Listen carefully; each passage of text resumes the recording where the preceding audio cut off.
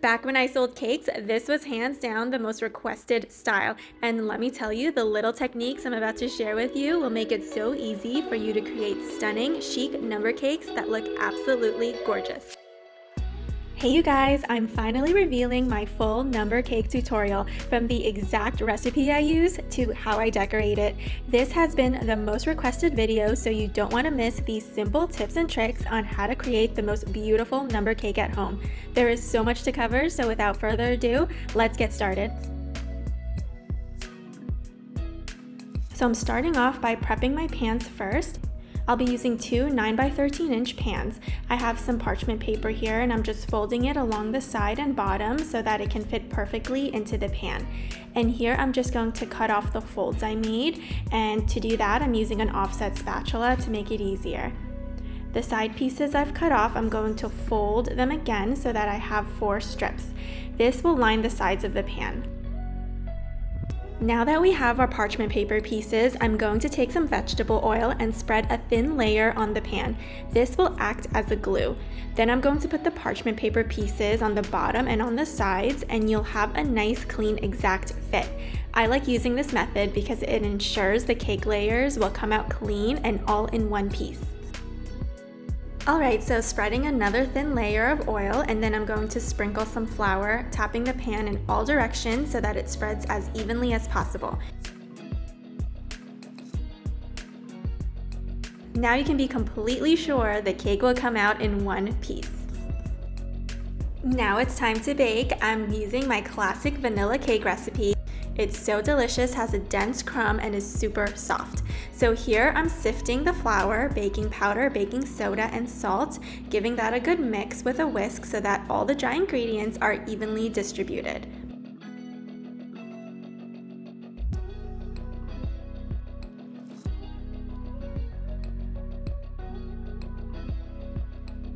Alright, so now I'm going to measure out the milk and sour cream. It's important that these are at room temperature, so pop them in the microwave for about 45 seconds.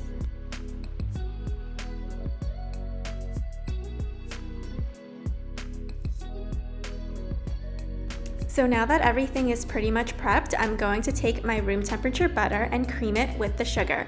You want to cream this together at medium-high speed for about 5 to 7 minutes until you get that fluffy, light consistency. Now I'm going to add the eggs in 2 stages. Just note that it's important that these are also at room temperature.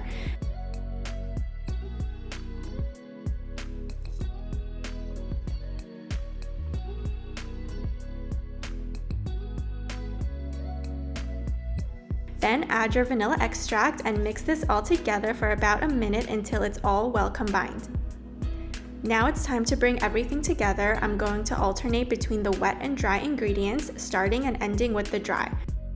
I'm taking about 1/3 of the dry ingredients and slowly mixing that in only for a few seconds. Then I'm going to take half of the milk and sour cream mixture and mix that in until just combined. Then repeating the process until I'm left with the last third of the dry ingredients.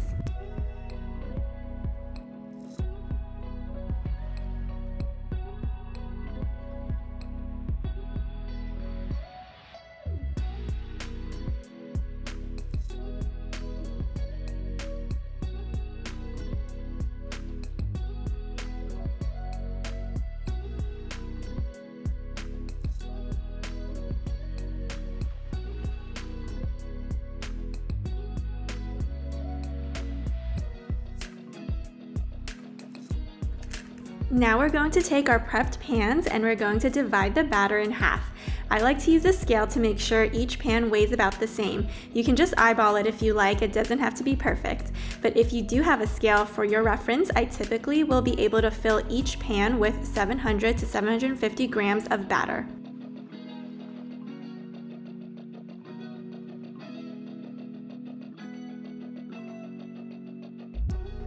So now I'm using an offset spatula to spread the batter. You want to spread it as evenly as you can and tap the bottom of the pan to get rid of any large air bubbles.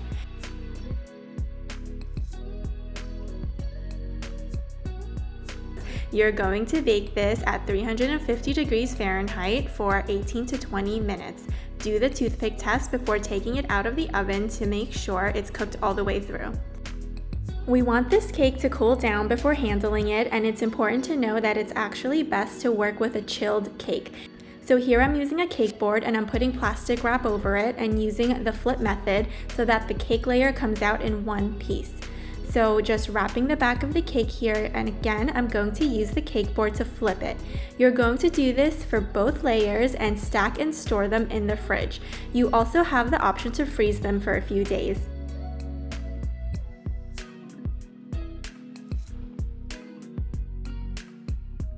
Okay, so now that the cake has been chilled, I'm going to use some parchment paper and use the board flipping method to turn the cake over so that it's ready for me to cut out the numbers. I have these number stencils here. I'll leave the link for the ones I have, but if you don't want to buy the stencils, you can easily print and cut them out too.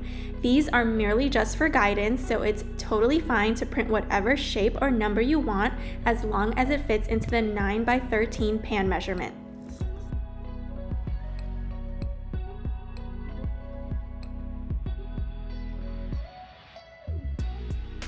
Alright, so what I like to do is put some simple syrup on the sides of the cutouts so that there are less crumbs falling off from the sides. And there you have it. I have my number layers. I'm going to stack and set aside so I can prep the toppings.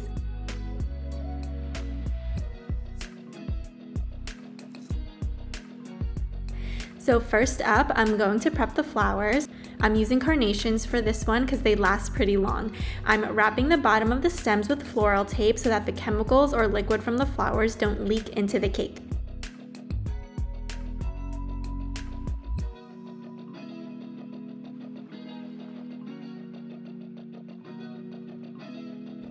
Here I have 3 toppings prepped, and as you can see I have my macarons decorated simply with golden brush strokes, and I also have my mini heart-shaped sugar cookies decorated as well. I have videos on how to make both of these dessert toppings. I'll leave them in the description box below. I typically would make these on separate days and freeze them and take them out when I'm ready to decorate. It just makes things so much easier. If you're pressed for time, feel free to buy the macarons and any other little dessert toppings you want. Okay, so I have my toppings and frosting ready. I have some frosting in a piping bag fitted with a round piping tip. This is the Wilton 1A tip. It's going to help make these nice little bubble-like dollops for a beaded design. I'm going to first pipe some onto the back of one set of the numbers. This will ensure it sticks onto the cake board.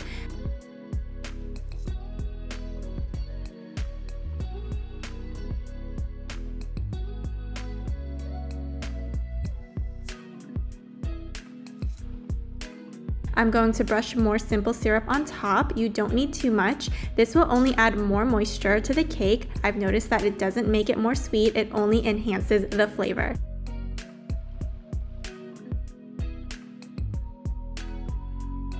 So I'm going to start off by outlining the outer sides of the number. This is optional, but I flavored some of my frosting with strawberry and I'm going to fill that in. If you're not adding any flavor, you can just fill the inside with your frosting. Okay, here I'm carefully adding the second set of numbers on top and dabbing a bit more of that simple syrup.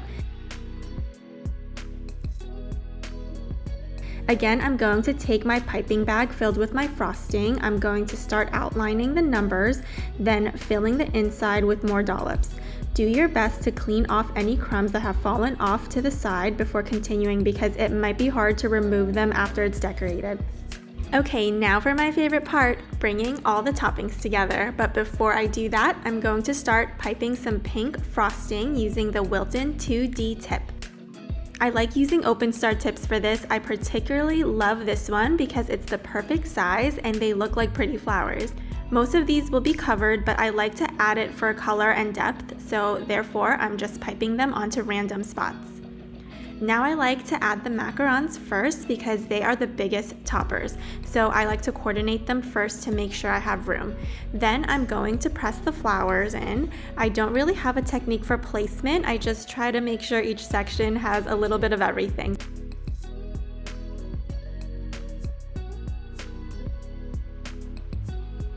I'm adding and layering the heart-shaped cookies, filling in the empty spots with them. Now my little secret for elevating the cake even more is piping these small floral drops with the Wilton number 224 tip. And I'm just going to fill in any empty gaps between the toppings, also piping some on the side of the cake. Again, this just adds that extra depth and texture, and to me it makes such a big difference with the details of the overall presentation of the cake. Lastly, I'm adding tiny gold sprinkles. I'll leave the ones I used below, but these are my favorite. I top all my desserts with these. It just adds a chic detail. So here I'm using a small offset spatula to help roll off the extra sprinkles, and for any of the open parts of the number, I just push them into the cake itself. So for the final touch, I like to add edible gold leaves. This just completes the cake and makes it look super chic and luxury, which is the look I always like to go for when making these pretty number cakes.